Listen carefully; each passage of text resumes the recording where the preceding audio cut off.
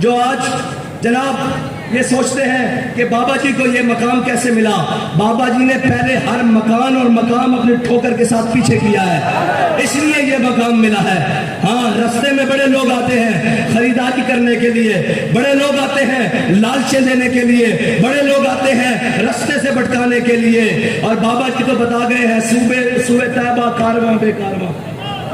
ہاں جی، ہماری منزل طیبہ کی گلی ہے اور طیبہ کا نگر ہے اور طیبہ کا نظام ہے، اور کسی منافق سے اور کسی جناب 2 نمبر کی باتوں میں آپ نے نہیں آنا،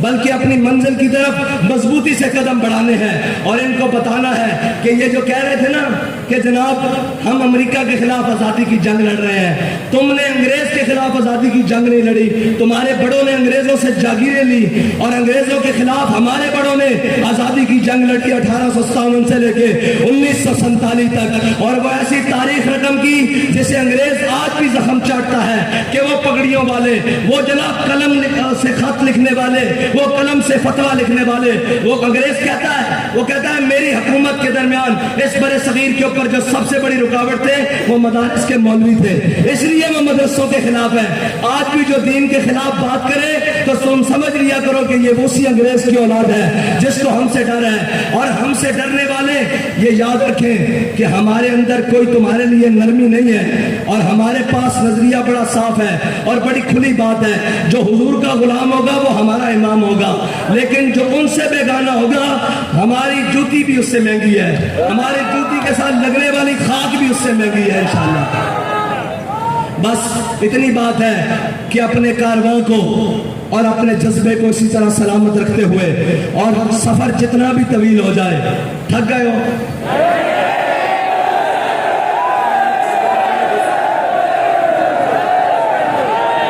میں پچھلے سال میں جیل میں تھا، تو یہی کسی مقام پر تحریک لبیک کی ریلی پہنچی، تو انہوں نے پرچہ کاٹا تھا، میں آج پھر کہتا ہوں کاٹو پرچہ۔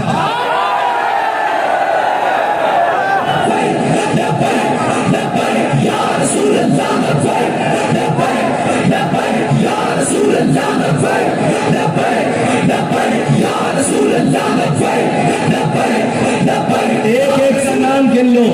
ایک ایک کی شکل یاد کر لو، کاٹو پرچہ، تم پرچہ کاٹو، پھر اس کا چرچا کرنا ہمارا کام ہے۔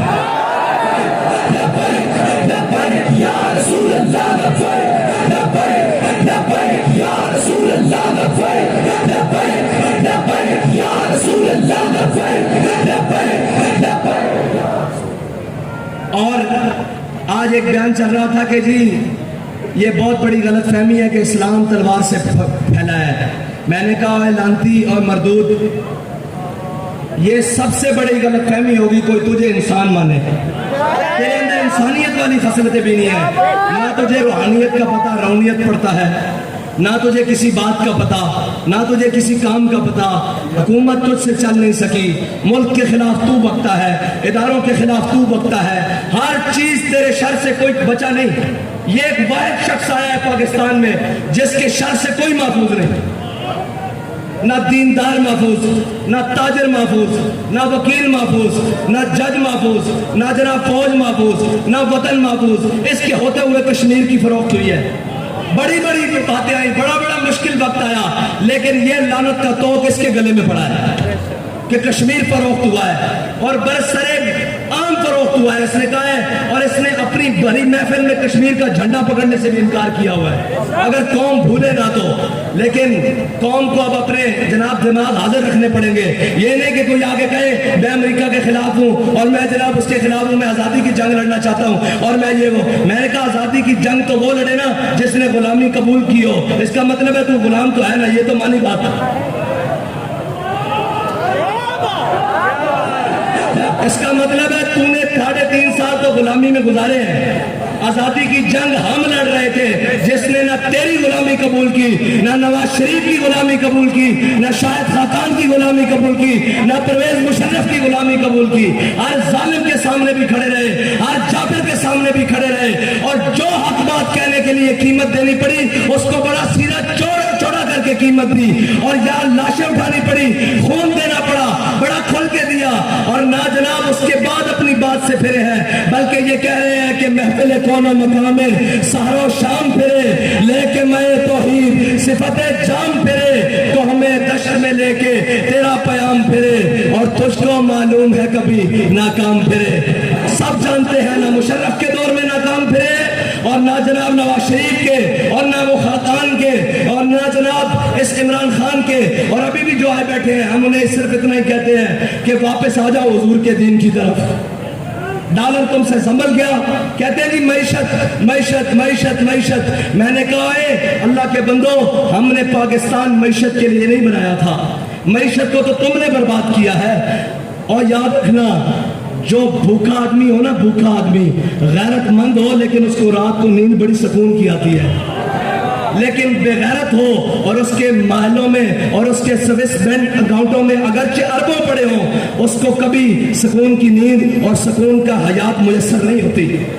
تم بے شرم ہو اور بے غیرت ہو، اور قوم کے لوٹنے والوں کو کبھی اطمینان حاصل نہیں ہوگا۔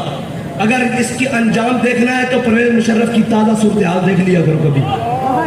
یہ دیکھ لیا کرو کہ انجام کتنا برا ہے۔ یہ 4 دن کی چاندی ہے، یہ 4 دن کی طاقتیں ہیں، وہی بات ہے طاقتیں تمہاری ہیں، خدا ہمارا ہے، اور ہمارا بھروسہ کسی پر نہیں ہے۔ کسی کو اپنی طاقت کا زوم آج بھی ہے تو وہ ہم اسے کہتے ہیں کہ تم اپنی طاقت آزما لو۔ ہم سینے وہی رکھتے ہیں جو احمد اللہ شاہ مدراسی والے ہیں، ہم سینے وہی رکھتے ہیں جو امام فضل خیر آبادی والے ہیں، ہم سینے وہی رکھتے ہیں جو مولانا عنایت کاکوری والے ہیں، ہم سینے وہی رکھتے ہیں جو کفایت اللہ کافی والے ہیں، اور ہمارے سینوں کو نسبت امیر المجاہدین والی ہے۔